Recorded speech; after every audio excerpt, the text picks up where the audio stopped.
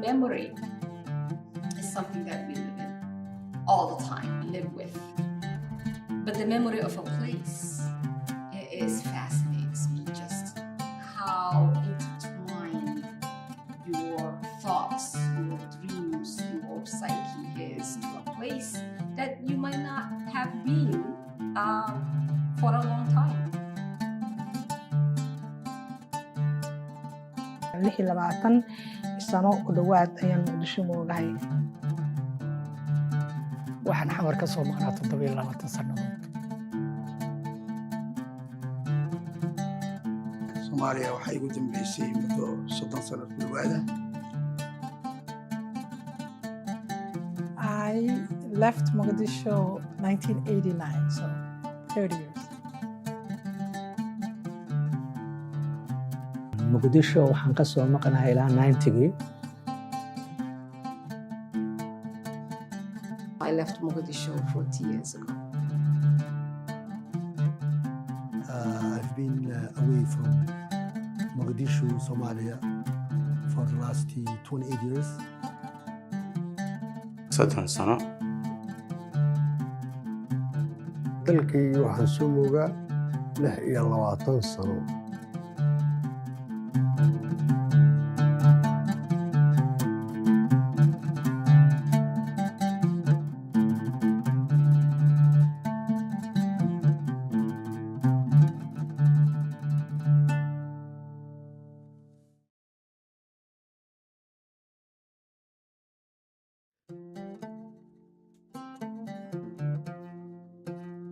When I, close my eyes, Mogadishu is that beautiful white villas and the Indian Ocean. And every Friday going to the Indian Ocean and just listening.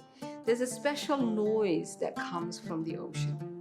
runtiina magaalo waxay ahayd lagu magacaabi jiray maartay the bell of Indian Ocean ama lulki maartay Indian Ocean. sababtoo waxa weeyaan magaalo waxay aad u qurux badan kalaro oo aad iyo aad dadku soo jiita ay lahaan jirtay. dhismayaasha ku yaalana waxay ahayd dhismayaal aad iyo aad qadiim u ah oo runtii maanta noqon karay heritage oo yani meel taariikhda lagu faano noqon karay oo Afrikadaas ka mid ah sida maartay Zanzibar iyo wadamadaas oo kaleeto. wixii wanaagsan anada wuxuu ahaa dalkaydii oo wanaagsan oo meel fiican maraya waan xasuusnahay oo maaragtay horumar gaadhaya oo waxbarashadiisu fiican tahay oo maaragtay dhaqaalihiisu korayo oo ma garanaysaa shilinka Soomaaliga berigaasi markaad u compare garayso muxuu ahaa dollarka Mareykanka $1 Mareykanku wuxuu ahaa 3 shilin oo ku dhahato Soomaaliya ayuu ahaan jiray marka nolol wanaagsan baa lagu noolaa ma garanaysaa dhulku it was good. Mogadishu was the center of the whole Somalia, where if you are from north, south, anywhere, where you come and present your talent, of your music, of your entertainment, and that was one thing I always remember. wuxuu ahaa wadan aanan maaragtay aanan yaa tahay lagu lahayn halkeed ka timid aan lagu lahayn qofka diriska ah uu yahay qofka oo hooyada ay aabaha oo kala ku wardiyeynaya haddii ay ku arkaan adoo dibadda socda ku soo celinaya. Mogadishu was a very serene, beautiful, cosmopolitan city with each neighborhood having its own culture, its own dynamic, its own community. 1960 bay Soomaaliya xorowday. Memoriga hadda anigu aan kale aan dhihi karo wuxuu ahaa dal intaas jiro 17 sano dal jiro oo declare gareeyay oo Afrika ku nool oo declare gareeyay inuu gaaray isku filnaansho oo jaamacad maanta haddaad high school dhamayso jaamacadda ay tahay free oo adiga waxba laga rabin oo marka jaamacadda ka soo baxana shaqo lagu siinayo best memory anigu aan ka haysto markii ay loo intaas way marka dalalka kala tagto hodanka barwaaqo sooranka baad artay carruurtoodii waxay la dhacayaan jaamacadda la dhacayaan free kuma helaan marka waa dalkii anigu aan oran karay adduunka ugu horumarsanaa aan dhihi karay Afrika waxay gaartay heer ay annaga noo soo doorato waxbarasho oo waxbarasho aan ku saacidnay ay Afrika gaartay.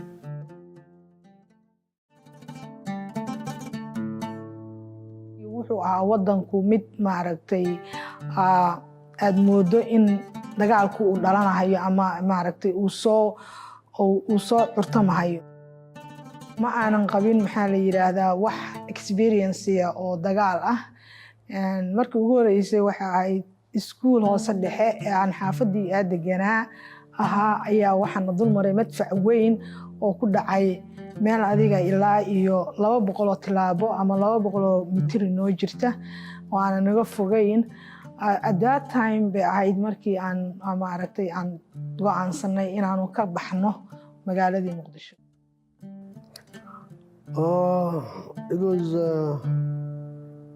It was a difficult time because at that time, while people are coming to our clinic in SOS, laboratories were not functioning.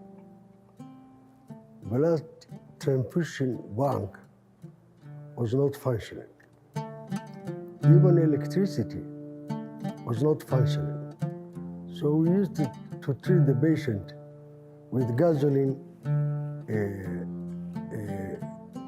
gas activity, and with the blood transfusion, once we know the blood group of the person, we used to give the blood transfusion through one person to another person, because you don't have those bottles that you can sustain the blood. So it was very difficult. Conditions ka ku shaqeynayni was very scary, and sometimes the last day the war started, I still remember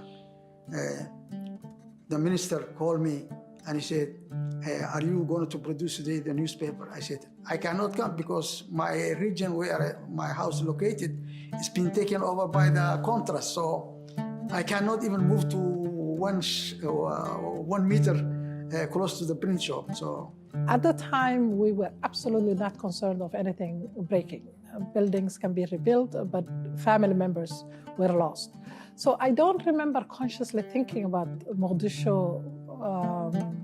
buildings or places where we grew up or homes or any of that. Because first thing first, if you will, our priority was finding out our family was alive or not. It was very vivid the way they were telling the stories. My cousins, my dad was still there. The way they were talking about how they got out actually gave me dreams of nightmares and seeing, because I know the streets that they were describing. I know where they lived in Mogadishu, right? So I know when they talk about leaving from the Bakara area going all the way to Medina, which is the south end of Mogadishu, I know what that route entails. And then they'll tell you how many roadblocks in what intersections that they had to negotiate to get through.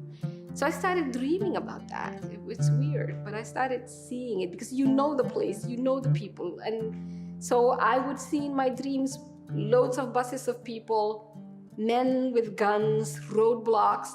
You know, what was being described is what I was seeing in my dreams as well.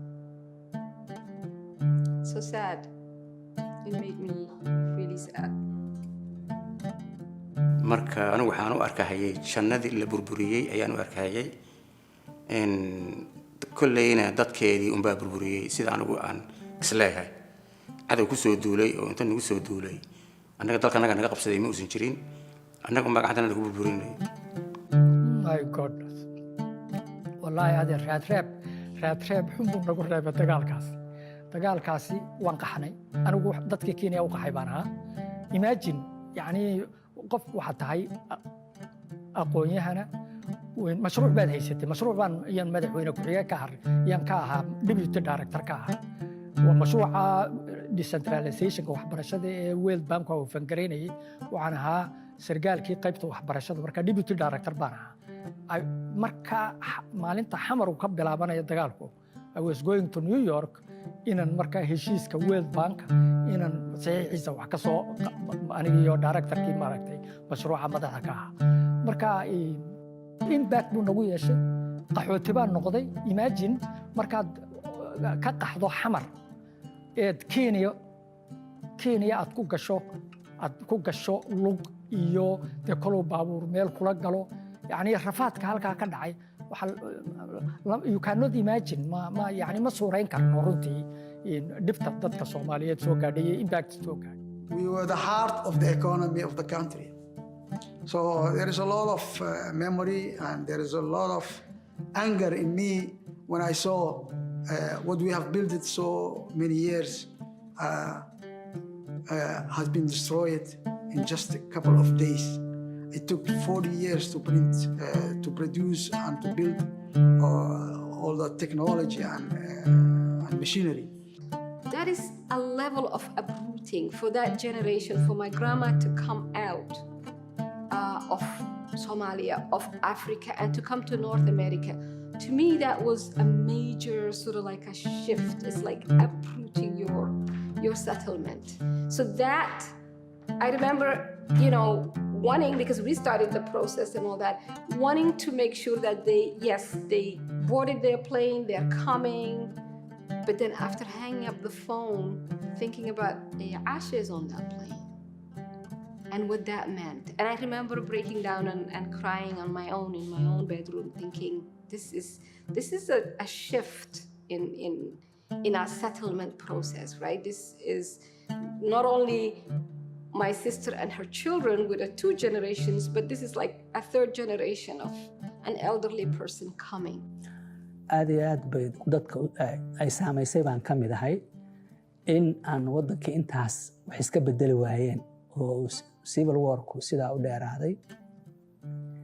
Marka sidaan kuu sheegayna dee qofku markii uu wax badan inta wixii sugo oo waa dhib badan tahay.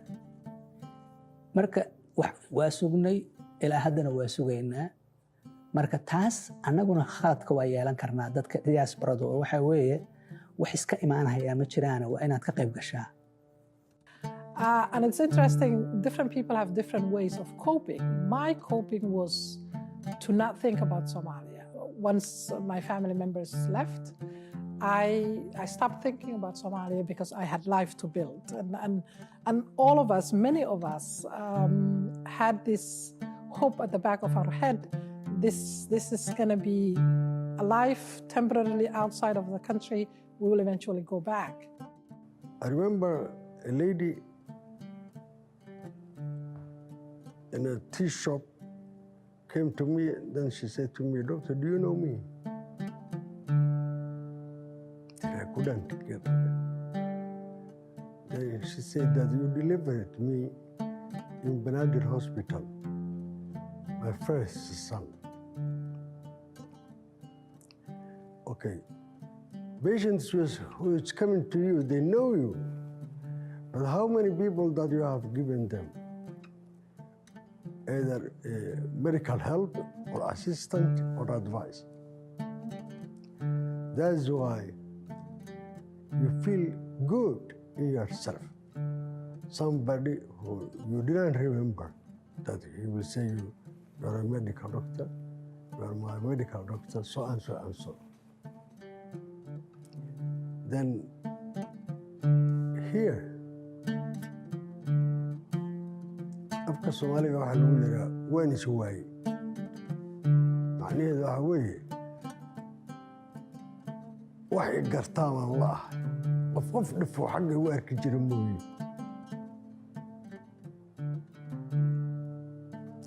So that is the difference. That is the memory I have there, but you don't have here.